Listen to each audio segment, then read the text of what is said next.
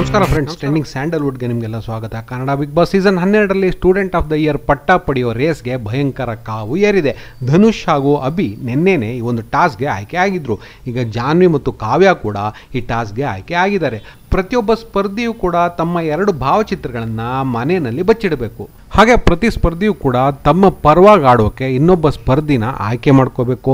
ಆ ಹೊಸ ಸ್ಪರ್ಧಿ ಎದುರಾಳಿ ಸ್ಪರ್ಧಿಯ ಭಾವಚಿತ್ರನ ಹುಡುಕಿ ಅದನ್ನು ಒಂದು ಫ್ರೇಮ್ನಲ್ಲಿರೋ 8 ಪಾಕೆಟ್ಗಳಲ್ಲಿ ಇಡ್ತಾ ಹೋಗಬೇಕು. ಅದರಲ್ಲಿ 7 ಪಾಕೆಟ್ಗಳಲ್ಲಿ ಎಕ್ಸ್ ಮಾರ್ಕ್ ಇರುತ್ತೆ. ಕೊನೆಯ ಒಂದು ಪಾಕೆಟಲ್ಲಿ ಎಕ್ಸ್ ಮಾರ್ಕ್ ಇರೋದಿಲ್ಲ. ಯಾವ ಸ್ಪರ್ಧಿ ಫೋಟೋ ಕೊನೆಯ ಎಕ್ಸ್ ಮಾರ್ಕ್ ಇಲ್ಲದೆ ಇರೋ ಪಾಕೆಟ್ಗೆ ಬರುತ್ತೋ ಅವರು ಸ್ಟೂಡೆಂಟ್ ಆಫ್ ದ ಇಯರ್ ಗೆಲ್ತಾರೆ.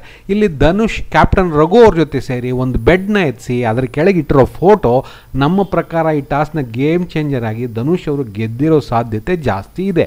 ಇನ್ನು ಇಲ್ಲಿ ಈ 4 ಸ್ಪರ್ಧಿಗಳ ಪರವಾಗಿ ಆಡ್ತಾ ಇರೋರು ನಮ್ಮ ಊಹೆ ಪ್ರಕಾರ ಧನುಷ್ ಪರವಾಗಿ ಮಾಳು, ಜಾನ್ವಿ ಪರವಾಗಿ ಸೂರಜ್, ಅಭಿ ಪರವಾಗಿ ಧ್ರುವಂತ್, ಕಾವ್ಯ ಪರವಾಗಿ ರಕ್ಷಿತಾ ಆಡ್ತಾ ಇದ್ದಾರೆ. ಇಲ್ಲಿ ಟಗರುಪುಟ್ಟಿ ರಕ್ಷಿತಾ ಅವರಂತೂ ಬಚ್ಚಿಟ್ಟಿರೋ ಭಾವಚಿತ್ರಗಳನ್ನು ಒಳ್ಳೆ CCTVನಲ್ಲಿ ನೋಡ್ಕೊಂಡಿರೋ ರೀತಿ ಬಂದು ಅದನ್ನು ಹುಡುಕಿ ಪಾಕೆಟ್ ಮೇಲೆ ಪಾಕೆಟ್ಗೆ ತಂದು ಪೇರಿಸ್ತಾ ಇದ್ದಾರೆ.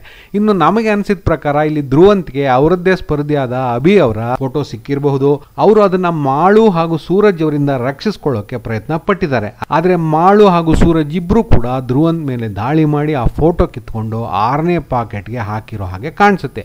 ಇದು ನಮ್ಮ ಊಹೆ ಅಷ್ಟೇ. ಧ್ರುವಂತ್ ಕೈನಲ್ಲಿರೋ ಫೋಟೋ ಅಸ್ಪಷ್ಟವಾಗಿದ್ದು ಅಭಿ ಅವರ ರೀತಿನಲ್ಲಿ ಕಾಣಿಸ್ತಾ ಇದೆ. ಇನ್ನು 7ನೇ ಪಾಕೆಟ್ ಅಲ್ಲಿ ರಕ್ಷಿತಾ ಅವರು ಅಭಿ ಅವರ ಫೋಟೋ ತಂದು ಹಾಕಿರೋ ಕಾರಣ 8ನೇ ಎಕ್ಸ್ ಇಲ್ದೇ ಇರೋ ಪಾಕೆಟ್ ಇಲ್ಲಿ ಖಾಲಿ ಕಾಣಿಸ್ತಾ ಇದೆ. ಬಹುಶಃ ನಾವು ಮೇಲೆ ಹೇಳಿದಾಗೆ ಧನುಷ್ ಬೆಡ್ ಕೆಳಗಿಟ್ಟಿರೋ ಫೋಟೋನ ಯಾರ ಕೈನಲ್ಲೂ ಹುಡುಕೋಕಾಗದೆ ಅದು ಖಾಲಿ ಉಳ್ಕೊಂಡಿರೋ ಕಾರಣ ಇವರೇ ಸ್ಟೂಡೆಂಟ್ ಆಫ್ ದ ಇಯರ್ ಆಗಿರಬಹುದು.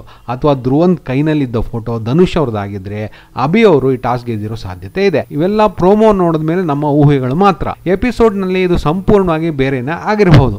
ಹಾಗಾಗಿ ಯಾರು ಸ್ಟೂಡೆಂಟ್ ಆಫ್ ದಿ ಇಯರ್ ಆಗಿದ್ದಾರೆ ಅಂತ ತಿಳ್ಕೊಳ್ಳೋಕೆ ಇವತ್ತಿನ ಎಪಿಸೋಡ್ ನೀವು ನೋಡಲೇಬೇಕು. ಮುಂದಿನ ವಿಡಿಯೋದಲ್ಲಿ ಸಿಗೋವರೆಗೂ ಬಾಯ್ ಫ್ರೆಂಡ್ಸ್.